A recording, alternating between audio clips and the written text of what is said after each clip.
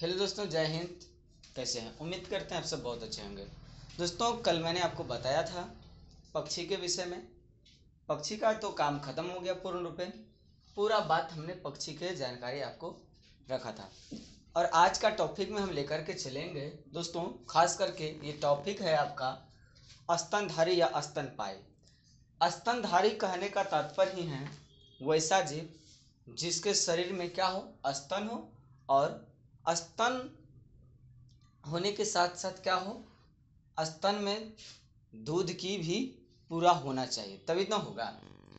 तो क्या है टॉपिक? स्तनधारी या स्तनपायी, जिसको हम लोग क्या बोलते हैं? मुख्य रूप से मेमेलिया बोलते हैं। क्या बोलते हैं? मेमेलिया बोलते हैं। तो क्या बोला जाता है? मेमेलिया। करा कि यह जंतु जगत का सबसे अधिक विकसित वर्ग है। ये क्या है?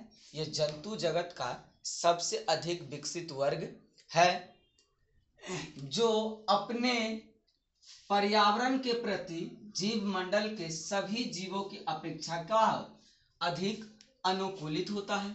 क्या होता है? जो अपने सभी जीव मंडल के अनुकूल अधिक विकसित होता है। यही कारण है कि इसका नाम क्या रखा गया? स्तनधारी या स्तनपायी कहा गया है।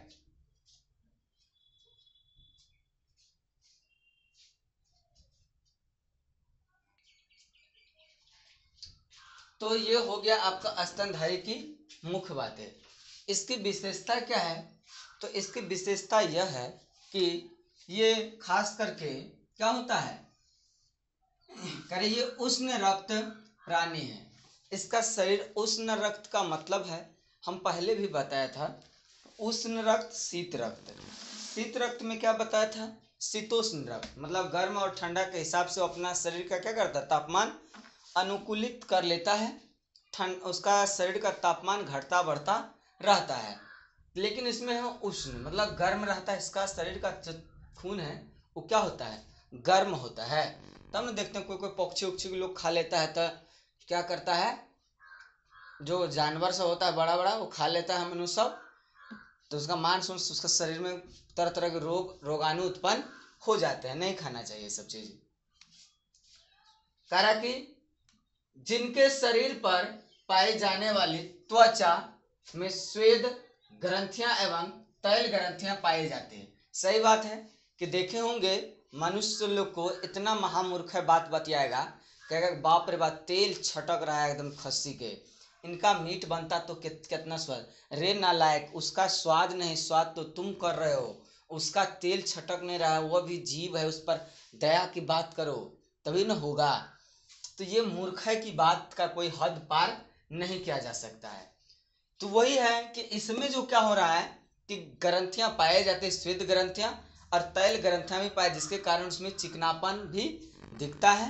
यही कारण है उसमें होता है। कारण इसके वक्ष में दूध उत्पादन ग्रंथियां या फिर स्तन ग्रंथियां होता है। क्या होता है? दूध उत्पन्न करने वाली ग्रंथि होता है किसमें? स्तनधारी प्राणी में। यही ना कारण है कि इसका नाम स्तनधारी प्राणी रखा गया है। तो क्या होता है? ये दूध उत्पादन करता है, दूध उत्पन्न करने की क्षमता रखता है, स्तन होता है। कारण कि इसी कारण से इसका नाम क्या रखा गया है? स्तनधारी या मेमेलिया कहा गया है। क्या कहा गया? मेमेलिया। तो क्या कारण कि जब उसका ग्रंथि जो है दूध ग्रंथि, और दूध उत्पन्न करने की उसमें क्षमता भी होता है। यही क्षमता के कारण उसका नाम रखा गया स्तनधारी या स्तनपायी या फिर मेमेलिया कहते हैं। कारण इसके शरीर के बाहर कान पाए जाते हैं। मैंने पहले भी बताया था कि जो स्तनधारी जीव होते हैं उसके शरीर के बाहर कान पाए जाते हैं। क्या होगा? उसका शरीर के बाहर कान पाया जाएगा। इनके मुख में जबड़े होते हैं। निचला जबड़ा चलनशील होता है। सही बात है कि जो स्तनधारी होता है उसके मुंह में दांत भी होते हैं। दांत के साथ साथ पकड़ने तीरने की क्षमता होता है, नोचने कुदरने की क्षमता होता है, जबड़ा मजबूत होता है। और क्या कह रहा है इसमें? निचला जबड़ा चलनशील होता है, ये चलाने का भी काम करता है। इसके हृदय में 4 वैश्य होते हैं। हम बताए थे आपको कि पक्षी के 3 वयस होते हैं। पक्षी के कितने वयस? पक्षी के 3 वयस नहीं, पक्षी में भी 4 वयस, पक्षी में भी 4 वयस, लेकिन उभयचर प्राणी में 3 वयस, उभयचर प्राणी में 3 वयस और लेकिन पक्षी में 4 वयस। इसके साथ साथ इसके मस्तिष्क तथा तंत्रिका जो होगा, तंत्रिका होगा अधिक विकसित होते हैं। तो क्या होते हैं? इसके मस्तिष्क और तंत्र काफी ज्यादा विकसित होते हैं। यह मुख्य रूप से विशेषता पाया गया किस पर? स्तनधारी प्राणी में देखा गया है। कि निषेचन की फॉर्म में क्या होता है? जब मादा होता है उसके गर्भाशय में भ्रूण का विकसित होता है और भ्रूण विकसित का काम जो है मुख्य रूप से मादा ही करती है।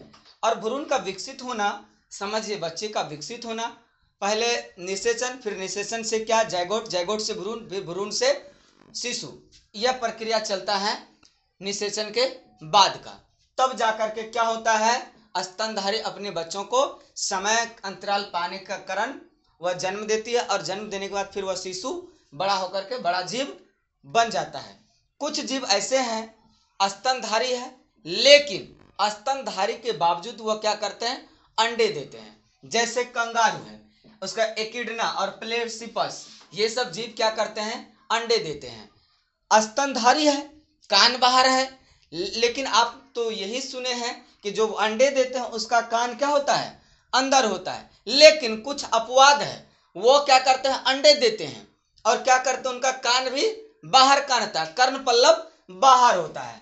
तो जैसे एकिडना, प्लेसिपस, कंगारू, ये सब जितने जीव हैं अविकसित बच्चे, इसका विकसित बच्चा नहीं होता है, इसका बच्चा बहुत छोटा होता है। उसके बाद मार्पियस नामक थैली में तब तक क्या करता है? रहता है। फिर बाद में क्या होता है? जब विकसित नहीं हो पाता फिर बाद में इसको बाहर आना पड़ता है। जब तक वे विकसित नहीं हो पाते हैं तब क्या करते हैं? अपने माँ के गर्भाशय में रहते हैं, अर्थात अंड के अंदर में रहते हैं। अंडा पर ही वो अपना विकसित होते हैं। जब वो अंडा बाहर आ जाता है अंडा, तो फिर अंडा से वो बाहर होने का काम पूरा करते हैं।